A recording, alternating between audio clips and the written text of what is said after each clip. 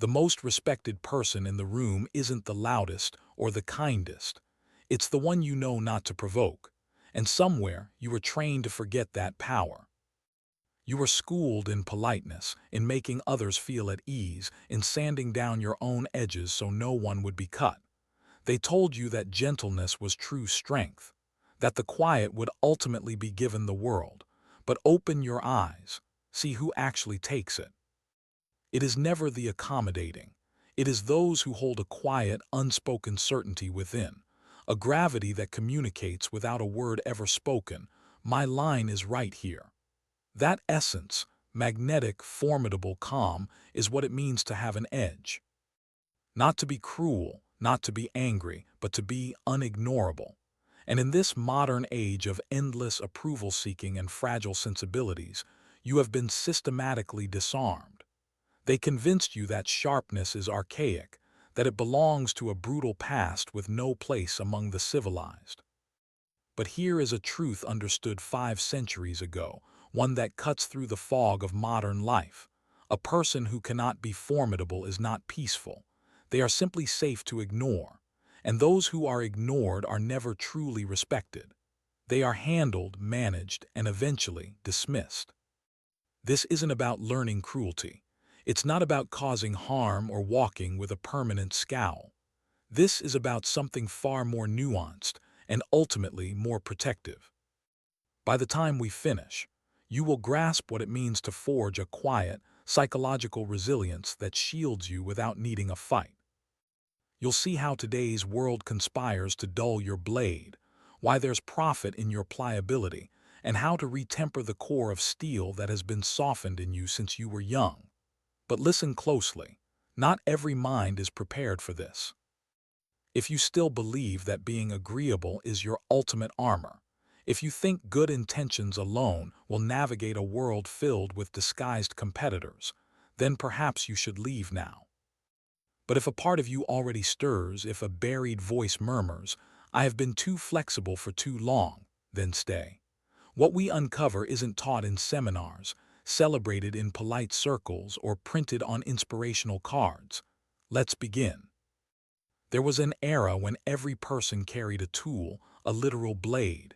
It was an instrument, a statement, a quiet reminder to the world and to oneself, "I am sufficient." This wasn't about bloodshed.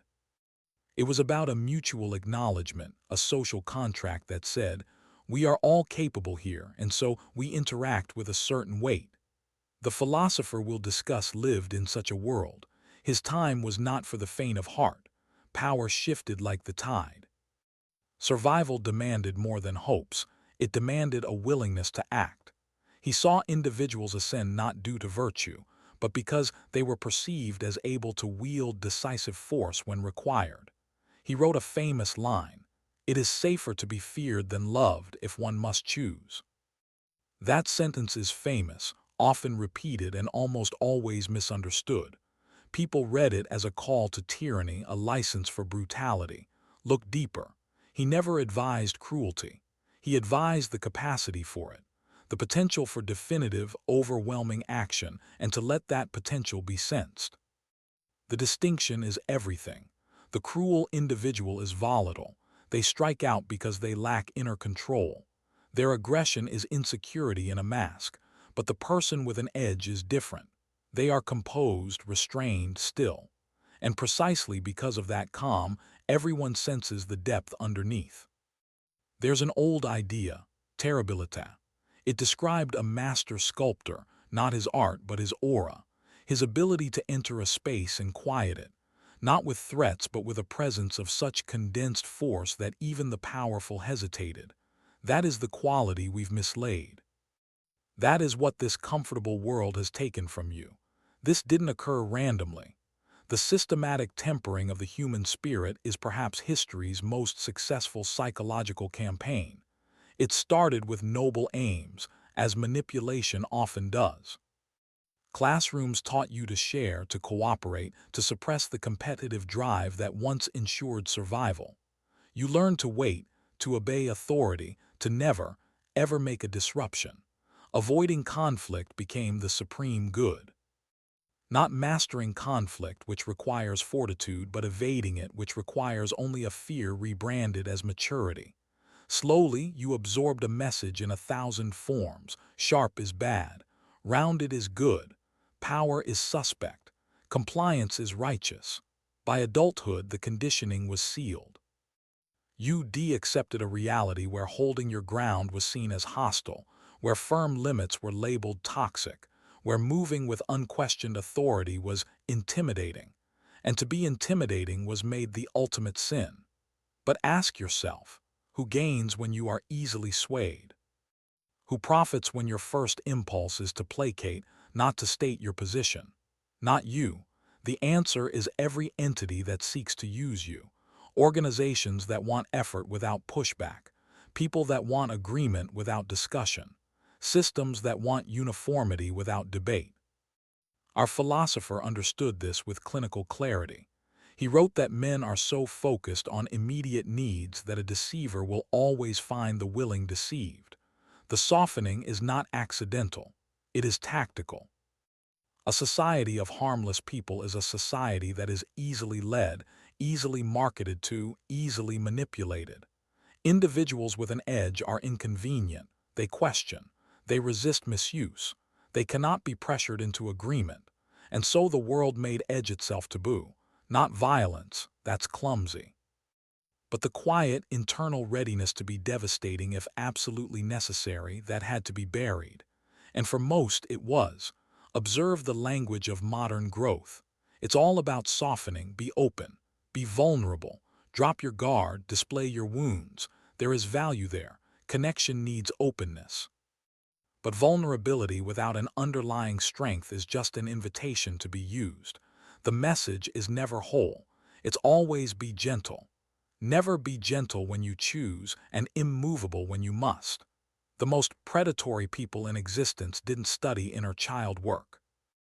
They studied those who did, and they learned to spot prey by its language of surrender. You were disarmed with affirmations. Now let's discuss rearming. Here is the paradox few understand. The truly formidable are often the most serene.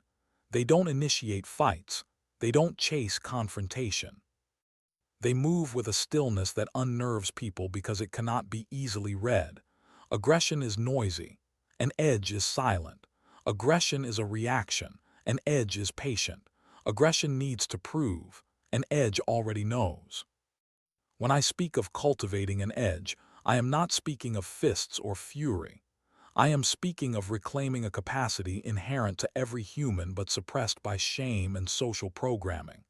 It is your potential for intensity, your ability to say no and let it be final, your power to exit situations that reduce you without offering lengthy explanations, your refusal to be moved by guilt, duty, or the pressure to be nice. Our observer noted that leaders maintain control not through constant action, but through the perception of what they could do if pressed. He advised, never try to win by force what can be won by stratagem. But crucially, he also stated that force must remain an option, not used rashly, but present, visible, felt. This is what I call personal density. Have you ever met someone who didn't raise their voice, didn't threaten, didn't posture, yet you instinctively knew not to cross them? That's density. It cannot be fabricated. It springs from deep internal alignment, a knowing, I am able, I am willing, and I am choosing not to right now. The choice is critical. A person who cannot confront is not peaceful. They are merely incapable. Their peace is a limitation, not a virtue. But a person who can enact consequence, who holds that capacity calmly within, and who selects stillness, that person has earned their peace, and everyone nearby feels the difference. We are wired to detect threat. Millennia of evolution have tuned your nervous system to perceive danger in an instant, far ahead of conscious thought. We read subtle facial shifts. We sense tension in a stance. We feel the gap between someone performing calm and someone who is fundamentally calm. This is why authenticity is non-negotiable. You cannot fake an edge. You can only develop it. The person who puffs their chest, who talks over others, who overcompensates with anger, they are simple to read. Their performance shouts insecurity. Every excess is a signal of lack, but the person who is still becomes an enigma. And enigmas are unsettling to those who need to categorize you, predict you, and control you. He wrote, "Men judge more by their eyes than by their hands, for everyone can see, but few can touch." His meaning was clear. Perception crafts reality. If people perceive you as having an edge, you are functionally formidable, whether you ever act on it or not. The perception alone alters their behavior. It changes what they dare to try. This is why presence is paramount, not the rehearsed posture of someone whose memorized body language tips. Real presence, the kind that emerges when someone understands who they are, what they're capable of, and what they will not endure. You cannot construct this in a day, but you can start. It begins with a single question: what am I afraid to do that I know I must? Perhaps it's voicing a truth when someone dismisses you. Perhaps it's leaving a dynamic that drains your spirit. Perhaps it's refusing a request from someone who depends on your perpetual consent. That moment, the one that makes your body tense, is exactly where your edge resides. And every time you avoid it, you bury it deeper. Conversely, every time you move toward it, not with rage but with cold, deliberate clarity, you reclaim a fragment of the density you lost. Here is an uncomfortable modern truth. Our culture doesn't just accept fragility, it often rewards it. Victimhood can become a kind of social currency. The fragile are amplified, the offended are centered. The loudest declaration one can often make is, "I am hurt and it is your fault." Why? Because victimhood is safe. It makes no demands of the self. It removes agency. The victim cannot be criticized, for they suffer. They cannot be challenged, for they are wounded. And most crucially, they cannot be feared, for they have willingly surrendered their capacity for consequence. This is precisely what certain structures desire. A population that sees itself as victims never mounts a true challenge. It seeks saviors, not its own strength. It looks outward for rescue, not inward for power. But observe those who actually shape events. They do not lead with wounds. Even when they have endured profoundly, they lead with resolve. Our philosopher wrote that fortune is like a river, and one must build dams and dikes to direct its flow. Beneath the metaphor is a principle. Existence favors those who act upon it, not those who wait to be acted upon. Circumstance does not reward passivity alone. It responds to audacity, to directed movement. This is not about brutality. It is about agency. The world is not built to nurture you. It is built to shape you into whatever form is most useful to the current holders of influence. If you stay soft, you will be molded. If you develop an edge, you begin to do the molding. There is a version of you that has been exiled, a part that once knew its desires and was unashamed in their pursuit. When you were young, this part was awake. You had fits of passion. You made demands. You weren't polite. You were authentically, messily alive. And then year by year you were instructed to inter it. Don't be excessive. Don't claim too much room. Don't unsettle others. You learned that your raw energy was a problem, your ambition was presumption, your fire was dangerous, and dangerous was condemned. So you dampened it. You made yourself smaller, less intimidating, more digestible. And now you wonder why you feel drained, why life seems muted, why you can't access the intensity you once possessed. The fire was never put out. It was buried, smothered, waiting for you to unearth it. A profound psychologist wrote, "The most terrifying thing is to accept oneself completely." Why terrifying? Because complete self-acceptance means accepting your own potential for severity. It means acknowledging the part of you that could dismantle, outmaneuver, dominate. Not because you will, but because you could. This is what he termed integrating the shadow. The shadow isn't evil.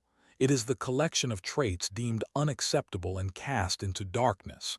And your capacity for an edge was among the first to be exiled. Reclaiming it doesn't mean becoming violent. It means becoming whole. A whole person contains both light and depth, compassion and the potential for decisive force.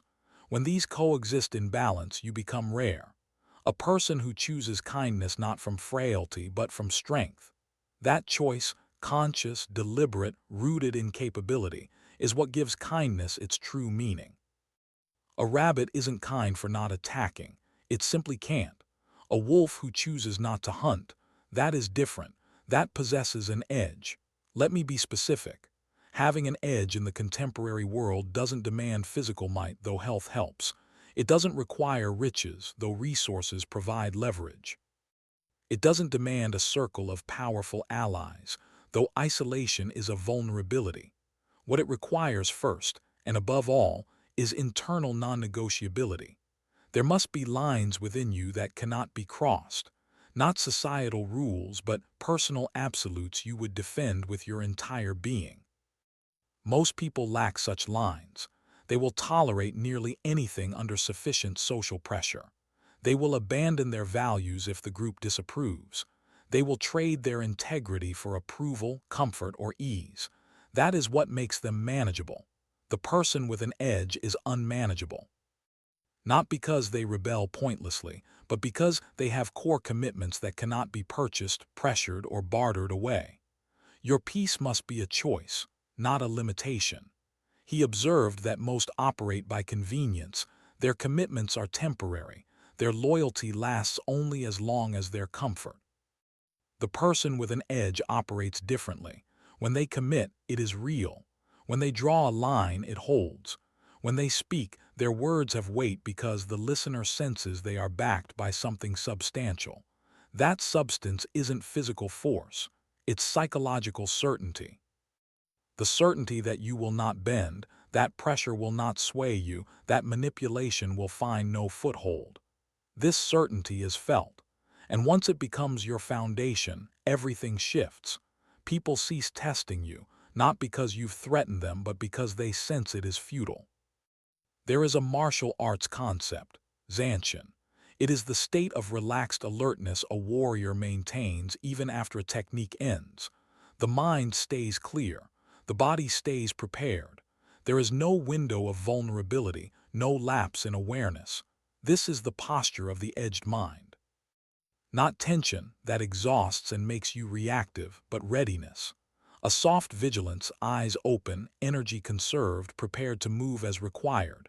Most live in one of two states, numb comfort or panicked reactivity. They are either asleep or in alarm. But the person with an edge inhabits a third space, present, calm, and fully capable.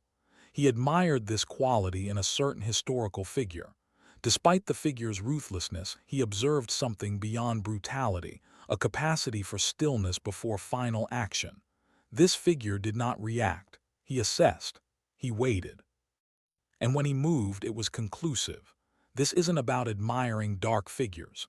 It's about extracting the psychological principle beneath their efficacy.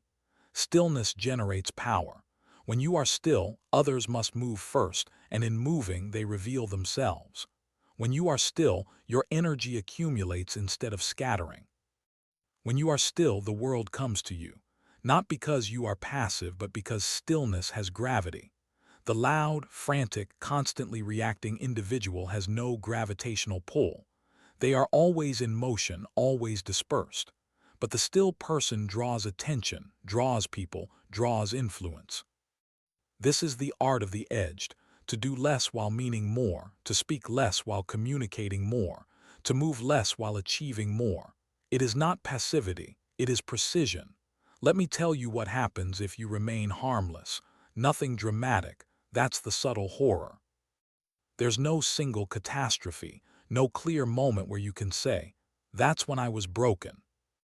Instead, there is a slow wearing away, a gradual pile of moments where you should have spoken but stayed silent, where you should have left but remained, where you should have demanded regard but accepted less. Each compromise feels minor, manageable, even rational. It's not worth the trouble. I'll let it go just this once. Maybe I'm being too sensitive. Year after year, compromise by compromise, you become a stranger to yourself. You gaze into a mirror and see a face trained to smile on cue, eyes that have forgotten how to hold a gaze, a posture that curves inward as if apologizing for the space it fills.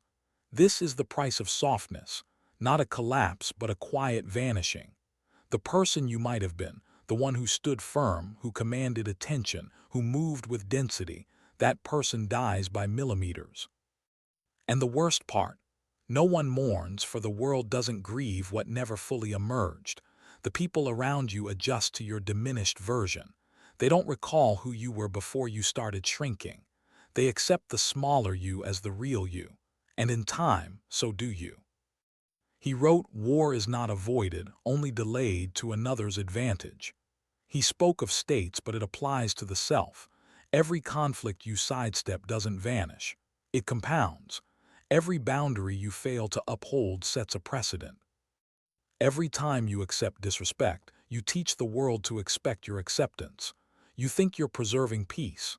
You're actually ceding ground. And one day you awaken with nothing left to cede, inhabiting a life shaped entirely by others' demands, wondering how you arrived here. That is the cost. A line undefended is an invitation crossed. Here, what they never explain about predators. In nature, predators aren't cruel, they aren't sadistic. They don't hunt for pleasure, they are simply awake. Their senses are alive. Their focus is total. Every motion is intentional. Every choice is weighed against survival. Prey animals exist in a different condition. Constant low-grade fear, herd dependence, reactive rather than strategic. Always scanning for threats but never becoming one. Modern society has turned most into prey. We live in chronic anxiety. We move in herds, ideological, cultural, professional. We react to every ping, every headline, every cycle of outrage. We are always scanning, but we have lost the predator mind.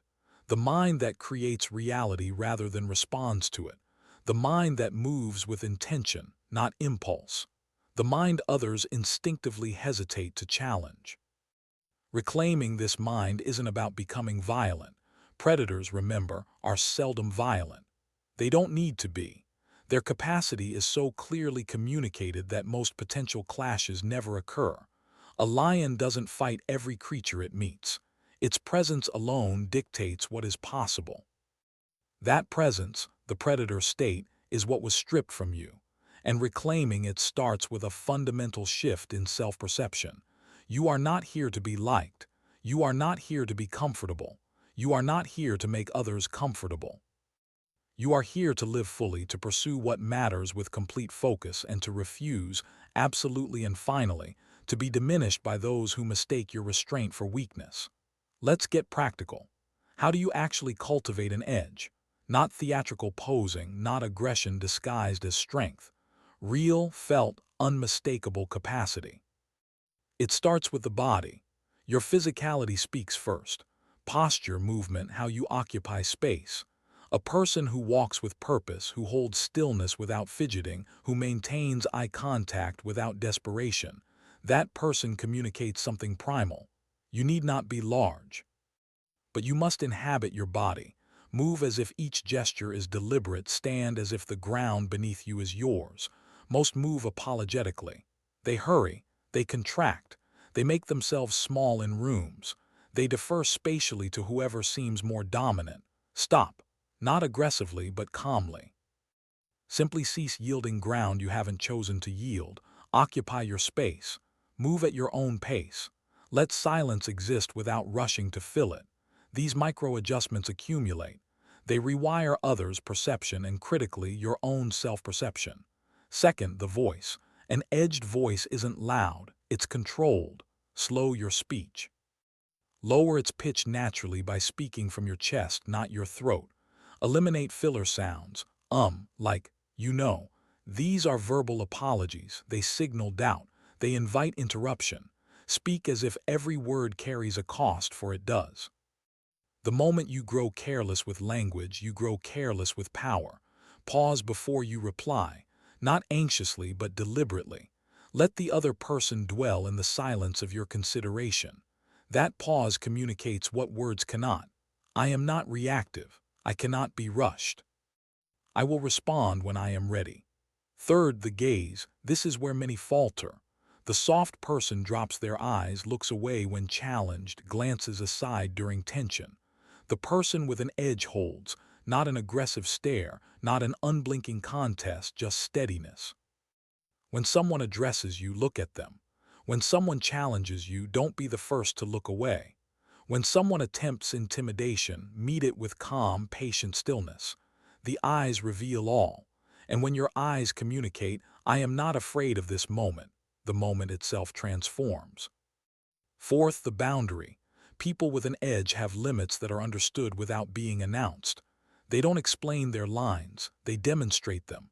When a line is crossed, they don't argue, they don't justify, they don't negotiate, they act quietly. Finally, it might mean removing themselves. It might mean ending a dynamic. It might be a single sentence delivered with such chilled clarity that no further discussion is possible. That will not be repeated, not shouted, stated as one states a fact of nature. And the person hearing it knows, without knowing how they know, that it is truth. This is the architecture of an edge, not one dramatic act but 1,000 small ones, a constant recalibration of how you move, speak, look, and enforce. Over time, it becomes you. And you become undeniable. Now we reach the deepest layer. An edge alone is insufficient. An edge without wisdom is chaos. Power without principle is oppression. Strength without restraint is ruin. Our philosopher grasped this, despite his reputation. He did not admire brutality for its own sake. He admired effectiveness, and effectiveness, he knew, demanded balance. The leader who is only feared will eventually fall. Hence, he wrote it is necessary to know how to act contrary to virtue when necessity demands, according to necessity. Not always, not carelessly, not as a first option, but available, present, ready. The truly edged person hasn't discarded ethics. They have internalized ethics so completely they no longer need external enforcement. They avoid cruelty not from fear of repercussion, but because it's wasteful, inelegant, beneath them. But if it became truly necessary, they would be capable, without hesitation, without the paralysis that afflicts those who have never made peace with their own depth. This is integration. You don't become dark. You absorb the capacity for darkness and place it under conscious command. The integrated person can be gentle because they've confronted their own potential for severity. They can be patient because they've felt their own rage. They can be forgiving because they know precisely what they're choosing not to enact. A kindness born from this integration is different from the kindness of the merely harmless. It carries density because the recipient senses it is a choice, that an alternative exists, and the person before them has selected compassion from a full spectrum of possibility. That is the kindness of the edged, and it is the only kindness that commands true respect. Once you begin to change, truly change, the world will notice and it will not applaud. Those who benefited from your softness will resist your transformation. They will call it arrogance, coldness. They'll say you've changed, and they won't mean it kindly. Expect this. Your softness served them. Your compliance made their path smoother. When you withdraw that compliance, they will feel the loss. Some will adapt. They'll recognize and respect the new you. Others will not. They'll exhaust themselves trying to push you back into the old mold. They'll manipulate, guilt, and distort. They'll insist the old you was authentic because the old you was more convenient. These individuals are not enemies. They are simply revealing the true foundation of your past relationship. And that revelation, however painful, is invaluable, because the person with an edge does not need connections built on use. They can afford to release them. They will form new bonds, connections that recognize and respect their sharpness, not seek to dull it. He knew transformation creates friction. He wrote, "Nothing is more difficult, more perilous, or more uncertain of success than to initiate a new order." But he also knew the alternative, staying safe, staying the same, staying soft, was a form of death. Better to be tested and grow than to remain comfortable and decay. Better to lose ties that required your weakness than to keep them at the cost of your strength. Better to possess an edge and stand alone than be harmless and surrounded. Though in practice, the edged rarely stand alone for long. They attract a different kind. The kind who respects what they've forged, the kind who carries their own temper. Iron sharpens iron, and the edged find one another. So here we are. You were disarmed deliberately, systematically. A comfortable world made you pliable because pliable people are simpler to steer. They consume without scrutiny. They obey without question. They tolerate without end. But something in you refused to die completely. Some ember persisted. That ember brought you here to these ideas, to this point of decision. And now you face a choice.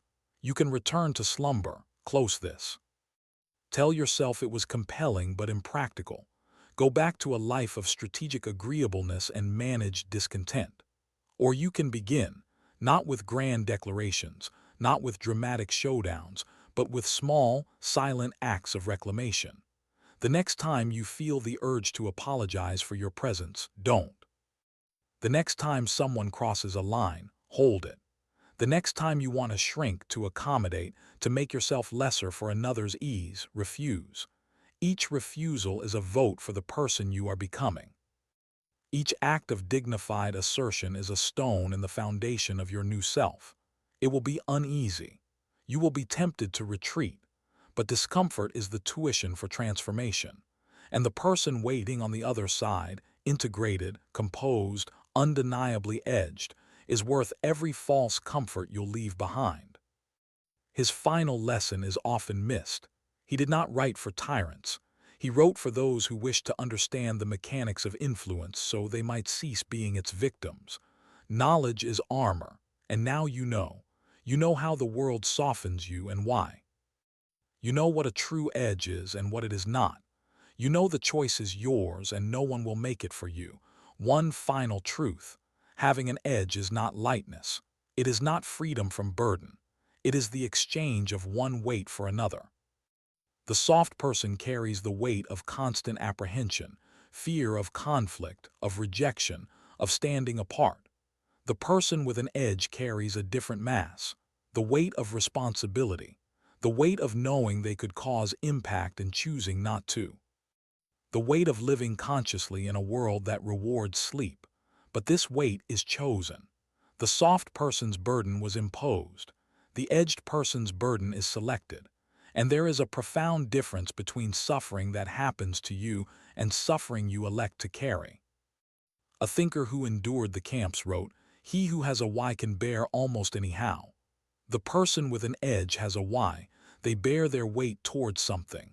Their restraint has purpose. Their power has direction.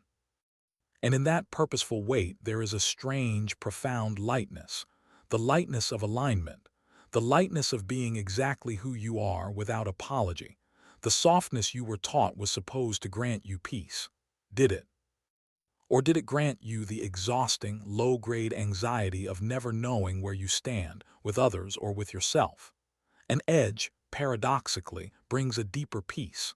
The peace of certainty, of alignment, of knowing you will not abandon yourself, no matter the world's demands. That peace awaits you. Not in more accommodation, not in the next compromise, not in becoming more palatable to those who would reduce you. It waits in the opposite direction, in the reclamation of your sharpness, in the integration of your shadow, in the patient, deliberate cultivation of a presence that cannot be ignored. The soft world will continue its softening. Let it. You have other work. The question was never could you have an edge. You can.